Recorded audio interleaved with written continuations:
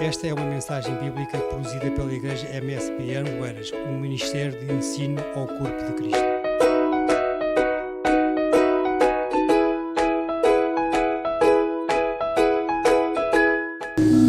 Meus irmãos, a paz do Senhor.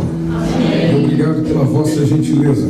Aproveitando que estáis em pé, por gentileza, tome a sua Bíblia e abra no Evangelho segundo Marcos, capítulo de número 9. E nós vamos ler o versículo 35 apenas. Evangelho de Jesus Cristo, segundo Marcos, capítulo de número 9. Nós vamos ler apenas o versículo 35.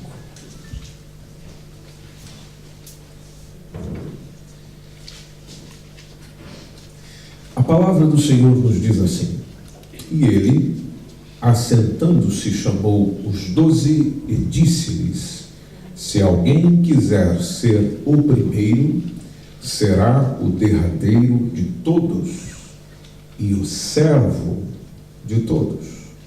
Vamos tomar novamente só a palavra de Jesus. Se alguém quiser ser o primeiro, será o derradeiro de todos e o servo de todos. Amém. No reino de Deus, a dinâmica é totalmente diferenciada da vida terrena quando se refere a primeiro e último. Onde nós vivemos, onde nós trabalhamos, onde nós estamos, é comum afirmar e se ter que aquele que faz primeiro, chega primeiro, anda primeiro, é o melhor. Se estiver no topo da tabela, é o melhor, e é o melhor porque está em primeiro. Se chegou primeiro, é o mais rápido. O último é o fracassado. Aliás, o fracassado já é a partir do segundo, porque não conseguiu chegar em primeiro. Essa é a ideia que se tem, é o pensamento que se tem, precisamente na área comercial que trabalhamos. Queremos chegar em primeiro, queremos ser o primeiro nas vendas, na qualidade do serviço, na inovação, no profissionalismo. O primeiro. E se não o formos, é bem possível que alguns de nós sejamos tomados por um sentimento difícil de tolerar, chamado inveja, o qual nos faz, alguns em maior grau, outros em menor grau, batalharmos pelo primeiro lugar, seja pela maneira lícita ou seja pela maneira ilícita. Porque se condiciona sucesso a primeiro lugar. No reino de Deus, o bom, o melhor, o que realmente merece louvor da parte do Senhor, não é o primeiro, é o último. Desde que o último esteja auxiliando o primeiro chegar em primeiro. Porque ele é servo de todos. Por ele servir é que ele está em último. E justamente por servir e estar em último é que o próprio Senhor Jesus diz que você é primeiro, porque ficou por último. Dinâmicas totalmente diferenciadas, realidades totalmente distintas, que talvez para nós aplicarmos nos nossos dias ou nas nossas atividades seculares seja difícil.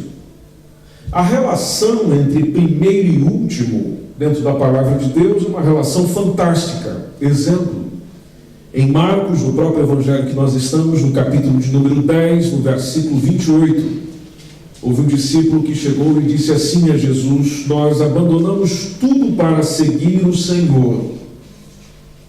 E no verso 29, Jesus lhes garantiu, dizendo: Com toda certeza eu vos asseguro que ninguém que tenha deixado casa, que tenha deixado irmãos, irmãs, mãe, pai, filhos, ou até mesmo bens, por causa de mim, e por causa do Evangelho, que não receba já no presente. Interessante a expressão de Jesus. Ou seja, já vai receber, só por ter deixado, já vai receber no presente 100 vezes mais, em casas, em irmãos, em irmãs, em mães, em filhos e em propriedades. O único problema é que Jesus acrescentou ali perseguições. Mas até aí estava tudo bem. Mas o Senhor acrescenta, além de tudo isso, ainda virá benefícios no mundo futuro e na vida eterna. E o verso 31 ele complementou dizendo que todavia muitos primeiros serão os últimos, e muitos últimos ou derradeiros serão os primeiros. Por diversas vezes ele falou isso, por diversas vezes está relatado nos evangelhos. Por exemplo, Lucas 13:30 tem a mesma afirmação. Existem últimos que virão a ser primeiros, e primeiros serão os últimos.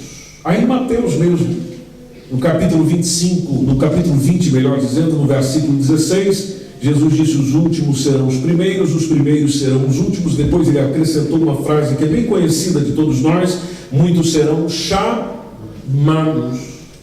mas poucos serão escolhidos. Certo dia, isso está em Mateus capítulo 21, versículo de número 8, quando Jesus contou uma história de um homem que tinha 2 filhos, e aproximando-se o primeiro, o pai pediu: filho, vai trabalhar hoje na vinha? E ele respondeu ao pai: eu não quero ir. Todavia, mais tarde, ele se arrependeu e foi. Aí o pai chegou ao segundo filho e ele fez exatamente o mesmo pedido: filho, vai trabalhar hoje na vinha? E este segundo filho respondeu: sim, Senhor, eu irei. Mas Jesus diz que ele não foi. Como Jesus estava a conversar com pessoas e era de fazer perguntas continuamente nas suas conversas, ele perguntou: qual dos 2 é que fez a vontade do Pai? Naturalmente, eles responderam o óbvio: foi o primeiro. Aí então Jesus revelou a eles, dizendo: com toda certeza eu vos afirmo que os publicanos, as prostitutas, as meretrizes estão ingressando antes de vós no reino de Deus. Isso é que tem a ver com aquilo que ele está a dizer de os últimos serem os primeiros. Ou seja, o que se associa que dificilmente receberia o convite para fazer parte do reino de Deus, estão sendo os primeiros a fazerem parte dele, porque eles estão aceitando o convite, porque eles estão a aceitar a proposta, e eles estão sendo primeiros porque eles estão a dizer sim em vez de não. Porque o filho um dos filhos chegou e disse: não, eu não quero ir, mas foi. O outro disse: sim, eu irei, mas não foi. E naturalmente aquele que se propôs em primeiro lugar, por não ter cumprido com aquela própria proposição, naturalmente ficou desacreditado, ficando por último. Dentro do Mateus 20 e o versículo 20, tem uma outra circunstância da esposa de Zebedeu, que chegou para Jesus juntamente com seus filhos, e ela se prostrou diante de Jesus e fez até um pedido a ele. O pedido da mãe dos meninos era de que no reino, e aqui ela está a falar de coisas futuras: olha, ordena no teu reino, Jesus, que os meus 2 filhos, eles se assentem, um à tua direita, outro à sua esquerda. A resposta de Jesus para a mãe era: vocês não estão sabendo o que estão pedindo. Vocês não têm ideia do que estão a pedir. E até ele acrescentou, dizendo: será que vocês podem beber o cálice que eu estou prestes a beber? Será que vocês estão prontos para ser batizados com o batismo ao qual eu estou sendo batizado, ao qual eu estou sendo imerso, ao qual eu estou sendo mergulhado. E os meninos estavam tão animados, juntamente com a mamãe, que eles disseram: sim, nós podemos. E Jesus respondeu para eles, falou: olha, certamente vocês vão beber do meu cálice, só que dentro desse assunto, dentro dessa temática, essa decisão de quem é que senta à minha direita, quem é que senta à minha esquerda, isso não cabe a mim outorgar, não cabe a mim essa decisão. Esse lugar pertence àqueles que foram reservados por parte do meu Pai. Isso deu um maior problema aquele dia, porque o versículo posterior, precisamente o 24, diz que os outros 10 ouviram essa conversa. E ao ouvirem isso, eles ficaram injuriados com Tiago e com João. Mas que palhaçada é essa, trazer a mamãe para fazer esse tipo de pedido para o Senhor Jesus? E o Provérbios tem razão. Isso aqui nos mostra que aquele texto de Provérbios, no capítulo 13, versículo 10, que diz que a arrogância só produz contenda, é a plena verdade do negócio. Aí Jesus, para resolver o problema, porque grande parte da agenda de Jesus foi resolvendo probleminhas entre os 12, Jesus os chama e explica, dizendo: olha, vocês sabem que os governadores, os chefes dos povos, eles são pessoas importantes, exercem poder sobre todas as nações, mas atenção, não será assim entre vós, não será assim entre vocês. Ou seja, Jesus está a mostrar o paradigma que o mundo vivia, as coisas como elas operavam lá fora, e depois ele mostra como deveriam operar no seu reino, entre a sua gente, entre os seus discípulos. E ele esclarece, dizendo que quem desejar ser importante entre vós, então você deve servir aos demais. Jesus está dizendo que nós nos fazemos importante à medida que desenvolvemos a importância dos outros. Ou seja, o que eu faço com o outro revela o que eu quero para mim. A excelência que eu trabalho para que o outro vá mais à frente revela que tipo de excelência eu tenho ou quero para mim. Por isso é intrigante quando nós começamos a pensar em tudo que Jesus ensina sobre a relação com o outro, porque nos chega a dar vergonha. A máxima dita por Jesus, que já era uma máxima do seu tempo, de que aquilo que você quiser que os homens façam a vós, fazei a eles primeiro. Se nós conseguirmos durante um dia praticar isso de uma maneira exemplar, digna, contínua, vais perceber como as nossas mentalidades, ações, palavras, intenções seriam diferentes das que nós temos hoje. A forma que eu trataria o outro, o jeito que eu teria com o outro, seria seguramente diferente. Um princípio do Evangelho que é simples de entender, mas difícil, na realidade, para praticar. Não porque o princípio seja difícil, é porque eu sou difícil. E por eu ser uma pessoa difícil, tudo é difícil.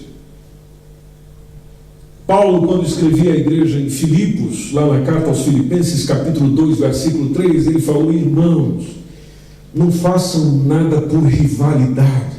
Entre vocês não pode ter rivalidade, entre vocês não pode ter competição. Não façam rivalidades por vaidades. Pelo contrário, gente, sabe o que você vai fazer? Você vai considerar com toda a humildade os outros superiores a si mesmos. Poxa vida, o outro superior a mim mesmo. Talvez eu sou superior a ele, mas eu devo considerá-lo, segundo o Evangelho, ele ou ela superior a eu mesmo. no verso 4 do mesmo capítulo, ele até acrescentou, dizendo: cada um vai zelando não apenas os seus próprios interesses, mas igualmente pelo interesse dos outros. E às vezes a gente fica a pensar, mas o Senhor Jesus fez isso? Bom, fez. Porque no versículo 5, ele está a dizer que nós devemos ter o mesmo sentimento que houve também em Cristo Jesus, o qual, sendo plenamente a natureza de Deus, não reivindicou o ser igual a Deus, pelo contrário, ele se esvaziou-se a si mesmo, assume plenamente a forma de servo, porque para servir tem que se esvaziar, e se torna semelhante, melhor dizendo, aos seres humanos, ou seja, se fez como um de nós. Como já ouvi alguém dizer, tantas pessoas hoje querendo ser como Deus, e Deus se fazendo como ser humano para salvar o próprio ser humano. Então ele se fez como ser humano, como diz o versículo 8, assim na forma de homem, ele se humilha. Olha a repetição, ensino de Paulo, ele se humilhou e entregou-se à obediência até a sua morte. Você já sabe como é que foi essa morte, foi morte de cruz. Aí o que acontece? Por ter se humilhado, por ter se feito menor para fazer os outros maior, então o verso 9 diz que Deus o exaltou. Por isso é que Deus o exaltou sobremaneira, a mais elevada posição, ele deu um nome, que é sobre todo nome. Com qual intenção? A intenção de que outros se dobrem diante dele também. Mas para que os outros se dobrem, ele teve que se dobrar. Por isso o verso 10 dizendo: para que ao nome de Jesus todo joelho se dobre, dos que estão nos céus, na terra, e ainda atinge até os que estão debaixo da terra, conforme diz o texto, e toda língua confesse que Jesus Cristo é o Senhor, para a glória de Deus Pai. Ou seja, se fez servo para fazer com que os outros também se tornem servos, nem que seja forçado. Nem que seja forçado, sim, nem que seja forçado. Por que nem que seja forçado? Porque no milênio, quando Jesus Cristo estiver governando a terra, diz que será com cetro de ferro. De ferro. Ou o cara anda na linha, ou ele está tramando. Porque as coisas nesse mundo, na tua casa, no teu trabalho, só funcionam se houver ordem. Correto, minha gente? Você já percebeu que quando a coisa perde a ordem lá, perde o respeito, aquilo vira uma bagunça?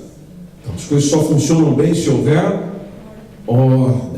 Por isso que Deus é ordeiro. Isso é perceptível no caráter de Deus. Sempre ordeiro, sempre organizado.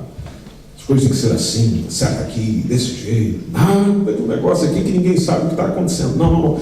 Tudo que Deus ia orientando, precisamente a Moisés, tudo organizadinho, tudo no seu devido lugar. Na criação isso já está evidente. A forma que Ele nos construiu já está evidente, tudo no seu devido lugar, organizado, cada um com a sua função. E se todos exercerem a função com excelência, a coisa corre bem, ninguém sofre, é tudo uma maravilha, é tudo uma beleza.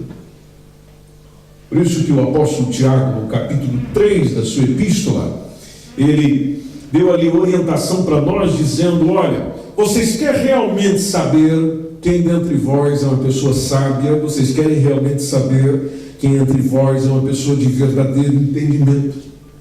Muito bem. Vocês vão observar o procedimento. Está em Tiago, capítulo 3, versículo 13. Vocês vão observar o procedimento, as obras do fulano, as obras da mulher, as obras do homem, e umas obras praticadas em mansidão. Bom, mansidão já nos lembra humilhação. Humilhação, mansidão de sabedoria. Agora, se uma pessoa porventura diz a nós que é sábia, mas veja o versículo de número 14, que diz: se você tem amarga inveja e sentimento faccioso em seu coração, então você não tem nada para se gloriar, e também nem vá mentindo contra a verdade. Porque existe ainda em nós e no meio de nós pessoas que insistem na mentira contra a verdade. Não, eu não tenho inveja. Claro que você tem. Por favor, abre o jogo. Claro que você tem. Não, eu não tenho sentimento faccioso, fazer divisões. Claro que você tem. Pode ver a fofocaiada que você faz. Pessoa que você joga contra o outro, para lá, para cá. Na tua família você faz isso, na tua casa você faz isso, na tua igreja você faz isso, no teu trabalho você faz isso. Sentimento faccioso.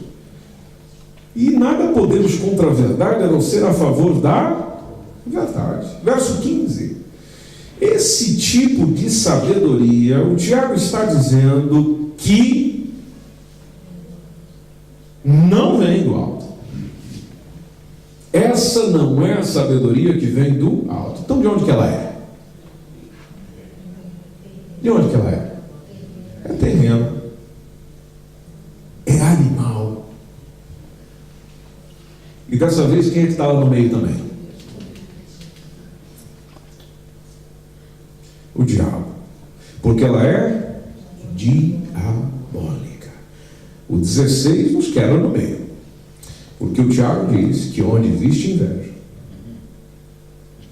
onde existe espírito faccioso, então qual é o resultado?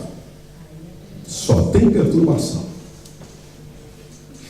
E só tem obra perversa. Tem todo tipo de atitude maléfica onde existe a inveja e espírito faccioso. Agora, o que nós queremos mesmo é a sabedoria que vem do alto. E o versículo 17 diz: a sabedoria que vem do alto. Vamos juntos nessa parte. É primeiramente juntos, pura, depois pacífica, moderada, tratável, cheia de misericórdia e de bons frutos, sem parcialidade. E dá uma seguradinha aí. Vamos encher o peito para falar isso aqui. E sem hipocrisia.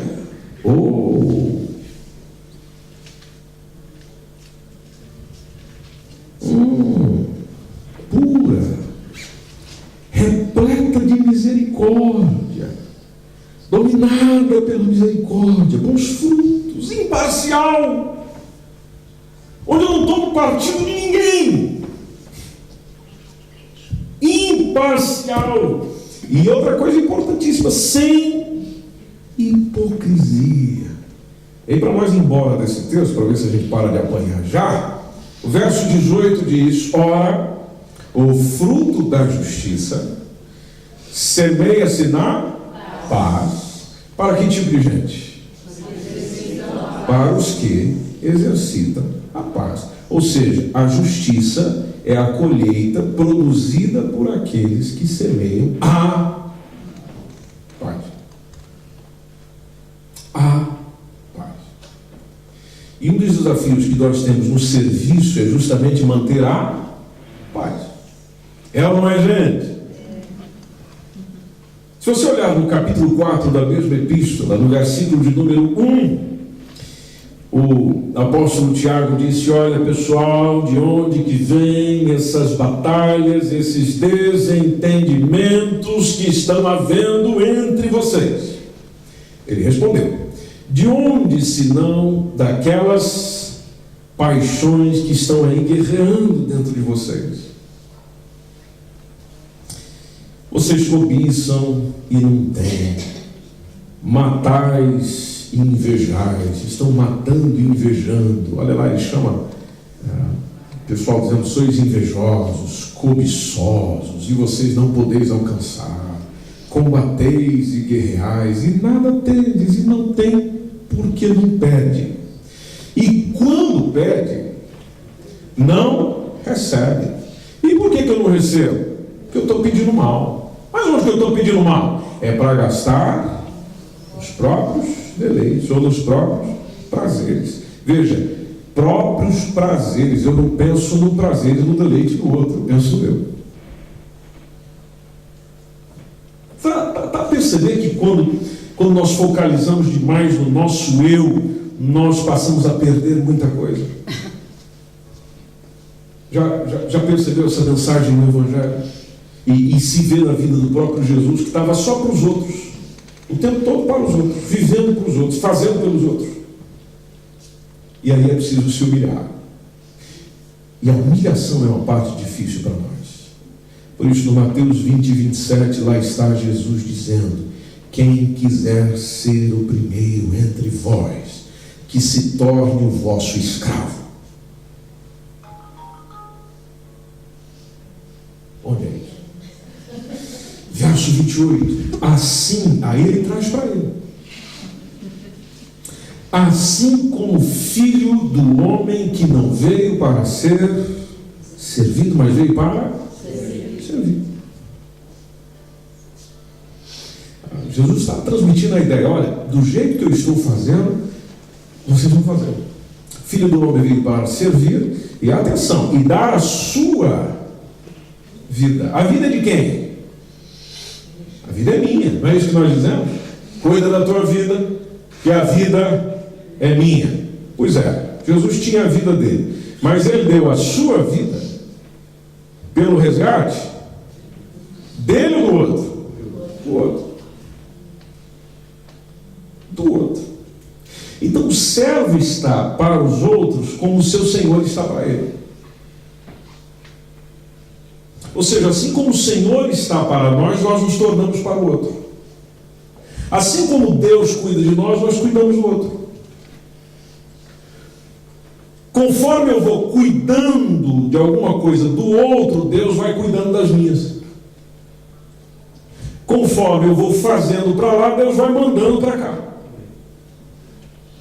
E o Tiago, irmão de Jesus, conviveu com Jesus, esteve com Jesus, viu Jesus crescer, acompanhou a vida dele. Por isso que ele escreveu Tiago 4 e 6, dizendo que esse mesmo Jesus é que nos dá graça ainda maior, dizendo que Deus se opõe aos arrogantes, porque o arrogante não quer servir ninguém, o arrogante não quer atender ninguém, o arrogante não quer olhar para ninguém, não tem misericórdia de ninguém, é só ele e ela, é o que importa, é o que vale. Mas o texto diz que o Senhor se opõe aos arrogantes, mas ele concede graça para quem? Aos humildes. O Provérbios 29 e 23 diz que o orgulhoso sempre acabará sendo grandemente humilhado. E isso é verdade. Em contraste, vai chegar o dia, conforme diz o texto, em que o humilde obterá o quê? Honra. Por isso que o Lucas 4,11 nos lembra que todo aquele que se promove, ele será envergonhado. Fala de si, sou eu, mas aquele que se humilha, o que vai acontecendo? Recebe exaltação.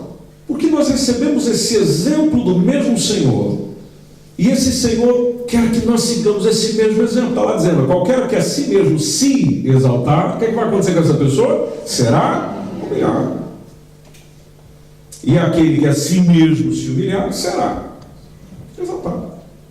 Ensino de Jesus. Isso aqui é tudo palavra dele, ele passando para os seus discípulos e passa para nós hoje. Se você observar em Lucas 22 e 25, já é um outro momento da vida dele. E o ensino é exatamente o mesmo ali. Vocês sabem que os senhores, as nações são senhores deles, os que exercem autoridade sobre o sol são chamados de benfeitores. Entretanto, aí verso 26, vós não sereis assim, o maior entre vós seja como o mais jovem, aquele que governa, como o que serve. Aí o versículo 27 é que tem uma pergunta interessante, quando Jesus diz, pois qual é o maior? Quem está à mesa ou quem serve? Porventura não é quem está à mesa? Aí Jesus diz, eu porém, entre vós, eu sou como aquele que serve.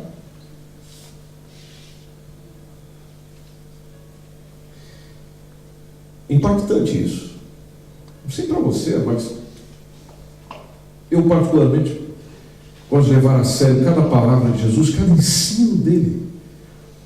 E ele se coloca não como aquele que está sentado na mesa e diz, venha a mim, venha a mim, venha a mim, me serve aí, me dá alguma coisa, me dá, me dá, me dá, me dá, me dá, me dá. Me dá do seu tempo, me dá da sua atenção, me dê disso, me dá aquilo, me dá. Não. Ele se colocou na posição do que oferece, do que dá, do que serve. Aí eu te pergunto, meu irmãozão, minha irmã, você pensa que ele quer o que de nós?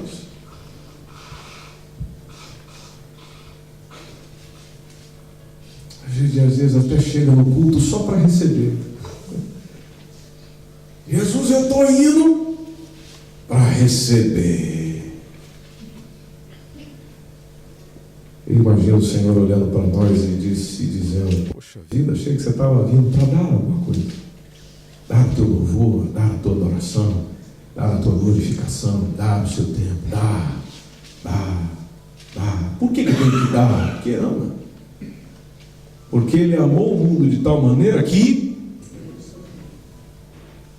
eu simplesmente ofereço porque amo. Ama a Deus acima de todas as coisas. Ama o próximo como a si mesmo. Dando e doando. Da mesma forma que ele fez, nós somos chamados a fazer. Amém. Você pode estar em pé?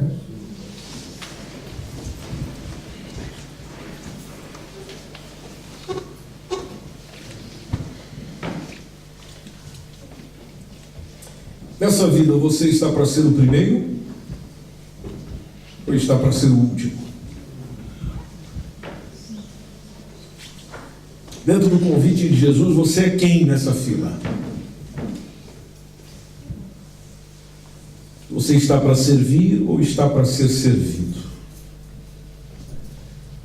Você só gosta de estar sentado à mesa, recebendo, ou gosta de servir quem está à mesa? Que tipo de pessoa você é? Você é aquele tipo de pessoa que surge uma necessidade do reino de Deus, uma necessidade da vida de alguém, que atender alguém também é atender no reino de Deus? E você faz aquilo que está conforme a tua capacidade? Ou só está para receber? Jesus era como aquele que serve. E você? Você sabia que Jesus só vai servir quem serve? Interessante quando ele disse isso. Isso está em Lucas capítulo 12, versículo 36 em diante. Quando ele disse, sede vós semelhantes aos servos quando esperam seu senhor voltar de um banquete de casamento, para que assim que ele chegue e anuncie que ele chegou, você possa abrir a porta sem demora. Aí ele começa a aplicar o texto, dizendo, felizes, bem-aventurados aqueles servos aos quais quando o Senhor vier, veja que o Senhor está com S maiúsculo, aqui ele está falando dele mesmo, achar vigiando. Em verdade vos digo que se cingirá, veja, o Senhor se cingirá, e os fará assentar à mesa, e achegando-se os servirá. Aí o versículo 38, e se vier na segunda vigília, ou seja, ainda que chegue durante a alta da noite, ao raiar do dia, bem-aventurados são os tais servos. Em João capítulo 12, versículo 26, Jesus diz, se alguém me serve, essa pessoa precisa me seguir, e onde eu estou, meu servo também estará. aquele que me serve. Veja o que diz bem o finalzinho do texto. E se alguém me serve, ou se alguém me servir, o que vai acontecer? Meu Pai o honrará. Quem recebe honra é quem serve. Por isso o meu convite para si hoje é de servi-lo. Como é que eu faço isso, pastor? Bom, em primeiro lugar, você se voltando para Ele. Hoje mesmo você pode recebê-lo como seu único e suficiente Salvador. Hoje mesmo você pode acolhê-lo no seu coração, dizendo: Senhor, eu te recebo. Eu te recebo na minha vida. Eu te recebo para transformar-me por completo, por inteiro, porque eu quero aprender tudo isso. Eu tenho muitos problemas, muitos defeitos, muitas falhas. Eu sei que o Senhor, como mestre, pode me ensinar para eu servir melhor. Se você já tomou essa decisão, como é que eu faço para servi-lo? Bom, entregue a Ele o que você tem com seus dons, seus talentos, sua vida. Afinal, o que você tem é o que Ele te deu. Se você já está na igreja há algum tempo, lembre-se de que o Senhor não te chamou para ficar parado. Ele te chamou para você fazer alguma coisa. Enquanto você está fazendo, você está servindo. Servindo pessoas e servindo a Deus. Se você deseja servi-lo de todo o seu coração, eu convido a você a vir à frente em nome de Jesus. Será uma manifestação pública da sua decisão, de que você quer servi-lo, viver com Ele, estar com Ele, desfrutar da companhia dEle, do amor dEle, do exemplo dEle, da vida dEle, do favor dEle, com a saúde que Ele te dá, com a inteligência que Ele te deu, com as habilidades que Ele te deu. Se você deseja isso, reconhece que Deus merece bem mais do que você faz. Merece bem mais daquilo que você é. Por que não começar nessa sexta-feira um período diferente na sua vida? Vem à frente, nós só queremos orar por você. Não tem problema você vir à frente. Você está simplesmente manifestando publicamente o desejo de servir melhor ao Senhor. Apenas isso. Pastor, o senhor está chamando à frente para receber Jesus? Também. Mas se já é o seu caso, você já fez isso e quer servi-lo melhor, vem à frente, eu quero orar com você. Apenas isso. Quero orar com você, não tenha medo de vir à frente. E se você quiser vir para recebê-lo, reconciliar com Ele, por que não? Hoje é dia de salvação para a tua vida, hoje é dia de salvação para a tua casa. E o Senhor pode fazer coisas fantásticas através de você e em você, no nome de Jesus. Amém, gente? Há mais alguém? Há mais alguém? Espera mais 30 segundos. Eu espero mais 30 segundos. Porque esse é um convite precioso, um convite agradável de servi-lo. Servi-lo. A gente serve tantas pessoas, você serve teu patrão, serve os clientes chatos que você tem na sua empresa, serve diversas pessoas de diversas idades. Por que não servir ao Senhor? Por que não servir ao Salvador da tua alma, da tua vida? Você tolera tanta gente, suporta tanta gente. Por que não servir aquele que te conhece melhor do que todos, melhor do que ninguém, e simplesmente quer fazer através de você coisas maravilhosas, especiais e fantásticas? Você vai ser honrado com isso e o nome do Senhor será glorificado por isso. Eu quero pedir gentilmente a vocês, meus irmãos, vocês que estão aí atrás, se puderem, como demonstração profética sobre a vida destes teus irmãos, estender as tuas mãos para cá. E você vai orar por eles no nome de Jesus. Façamos isto juntos em nome do Senhor. Papai, à frente estão pessoas que desejam servi-lo porque o amam, querem conhecer melhor o Senhor, para viver melhor para o Senhor, viver melhor no Senhor, compreender a tua palavra, teus ensinos, tua vontade, tua essência. Que o Senhor os capacite para o serviço onde estão. Se eles estão na escola, se eles estão em diversas atividades profissionais das suas empresas, em onde eles estiverem, qualquer lugar que estiverem, qualquer contexto que estiverem, que sirvam ao Senhor da melhor maneira que o Senhor merece ser servido, porque o Senhor sempre nos serviu da melhor forma.